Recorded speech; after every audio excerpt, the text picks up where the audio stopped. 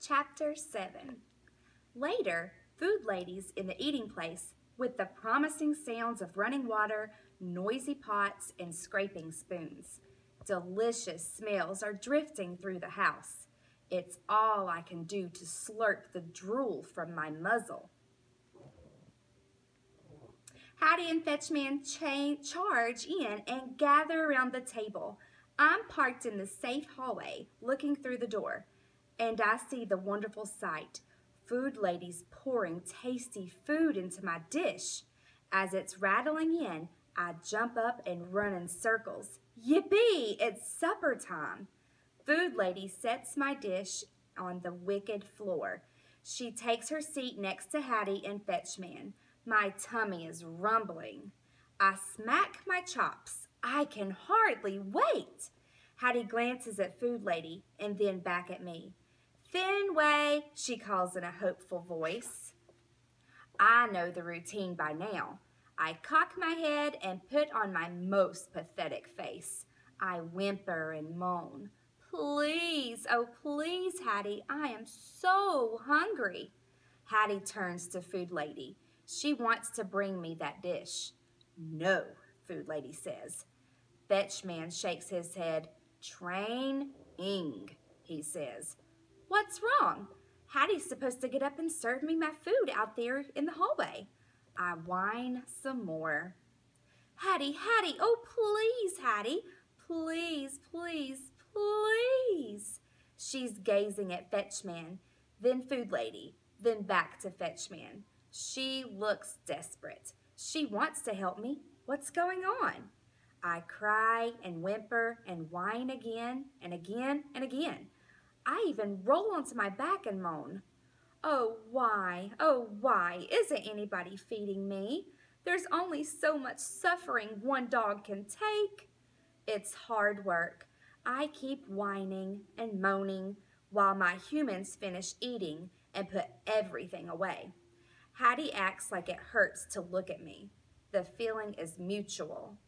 Just when I'm ready to give up, Hattie walks out of the eating place and over to the front closet. I spring up to see what's going on. She's holding her backpack and something even better, my leash. Good thing I showed up. Fetchman grabs jingling keys. Food Lady reaches for her purse.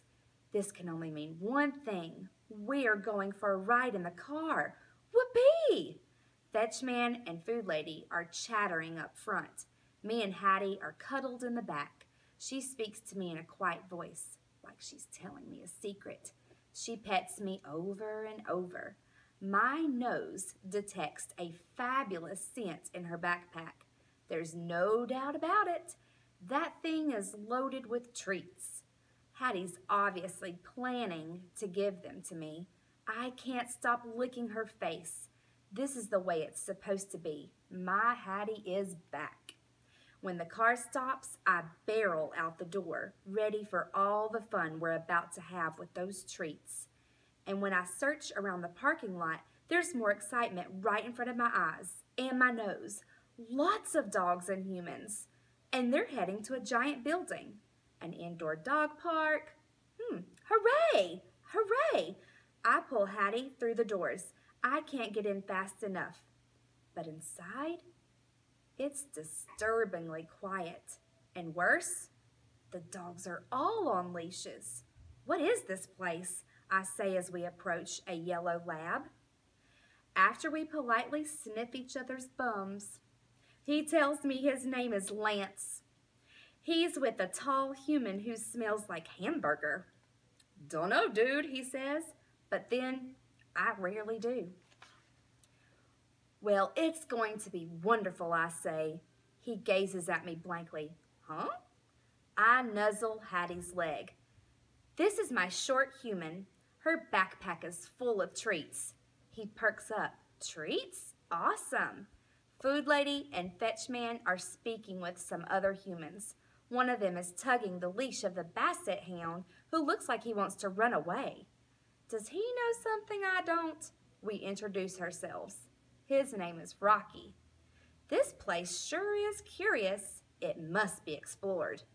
Nose to the floor, I lead Hattie from corner to corner, intoxicated by by amazing aromas. Every single inch of the space smells like dogs. All kinds of dogs. I detect whiffs of schnauzers, boxers, poodles, and every other breed I can imagine. Even more than I ever smelled before. Has every kind of dog in the world been here? Talk about a promising sign. This place is probably the best indoor dog park ever, or maybe dog heaven. As I continue to sniff, I discover something even more incredible, treats. And not just those delicious kinds in Hattie's backpack. Wowee, it's a smorgasbord of treats. Cheesy, livery, beefy. The smells are totally overwhelming. I pivot up and jump on Hattie's legs.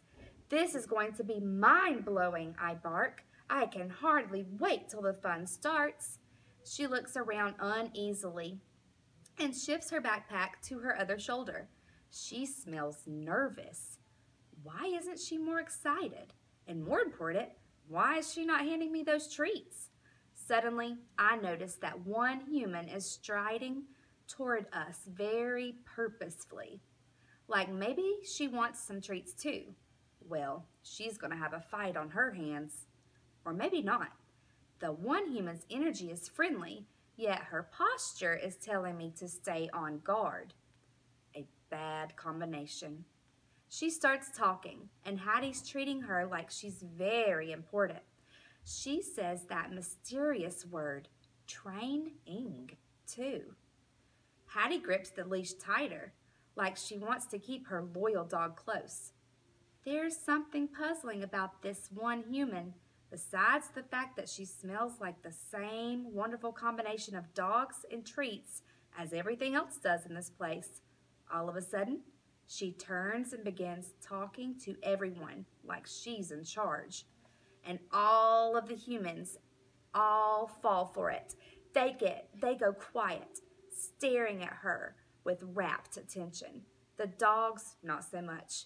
Rocky digs his hind claws into the floor like he's being dragged into the vet's office.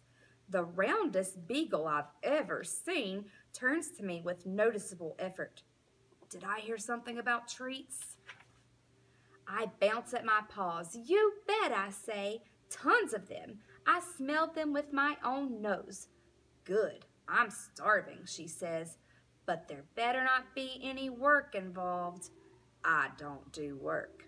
I gaze at her bewildered. She tells me her name is Sadie. The one human keeps on talking. The humans keep on listening, and the dogs have no idea what's going on.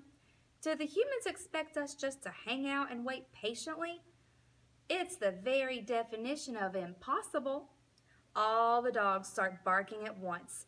I want to go home, Rocky howls. Lance jumps up on his human's legs, nearly knocking him over. Where are the treats? He barks. I hope I won't be expected to run around or hop over anything, says Sadie, sprawling out and yawning. That's just not how I roll. Hold on, you guys, I say. I have a good feeling about this. Rocky stops howling and eyes me with suspicion. Who died and made you alpha dog? I sink down. Nobody. I mean, let's give it a chance. A chance? Sadie says, nodding at the anxious-smelling human standing next to her. Honey, it's obvious that you haven't been around very long. The one human says a magical word we all know. Treats. Every single ear perks up. I spring up. My tail's going nuts. See, I tell the others. It's about time, Sadie says, struggling to push herself onto all fours.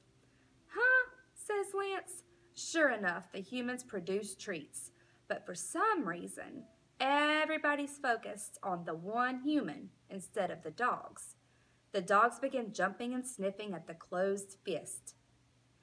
Given the totally unfair height advantage, the humans win. For now. I turn to Hattie, who's clutching a handful of tasty little nuggets. Her face is glowing with excitement. Ready? She asks. Oh, I am so ready, I bark, darting back and forth. She leans over and holds out her fist. Fenway, sit. I leap up as high as I can, my nose going crazy. Those treats are still in there all right. The meaty fragrance is undeniable. I nip and nip. But Hattie's hand remains closed. Why aren't those treats dropping into my mouth? Hattie's excited face isn't unchanged. She speaks again. Ready, Fenway? Sit, sit, sit. I'm so ready.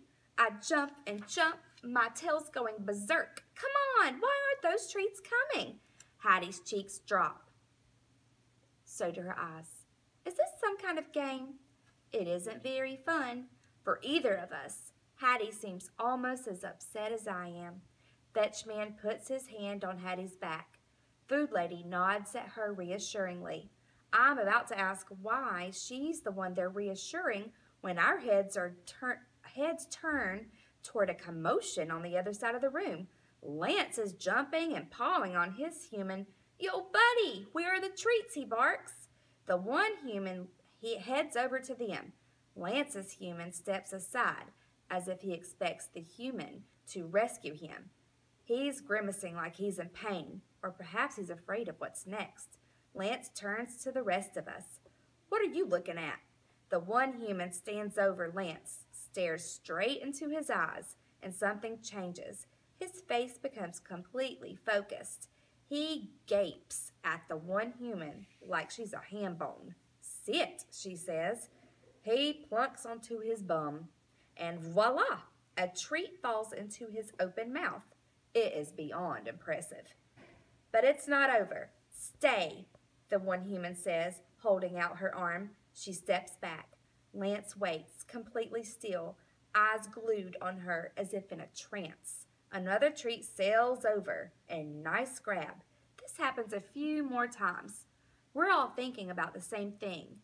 It can't be that easy, but nobody has the guts to do anything about it. Or do they? I turn to Sadie, then to Rocky. Just watch this, you guys, I say. I totally have this. I swivel back to Hattie. Yo, buddy, where's my treat? I bark. I jump up and paw her legs. She jerks away. Fenway. I can feel rather than see the attention. Come on, where is it? I bark again, charging at her. Right on cue, the one human comes over. One sniff reveals she has the treats. She hovers over me, her body tall and dominant. Sit, she commands. Talk about intimidating. My hind legs crumple. I sink onto my bum. She looks into my eyes. Stay, she says, extending her arm.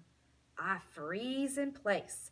I want to hop up and grab those treats, but her strong gaze and powerful energy are warning me not to.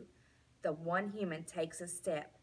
I am still as a statue. Work it, work it, work it, and bingo! Chomp! The treat's in my mouth, and wowee, it is ever so yummy. Really, this game is too easy. Apparently, the one human is not very smart.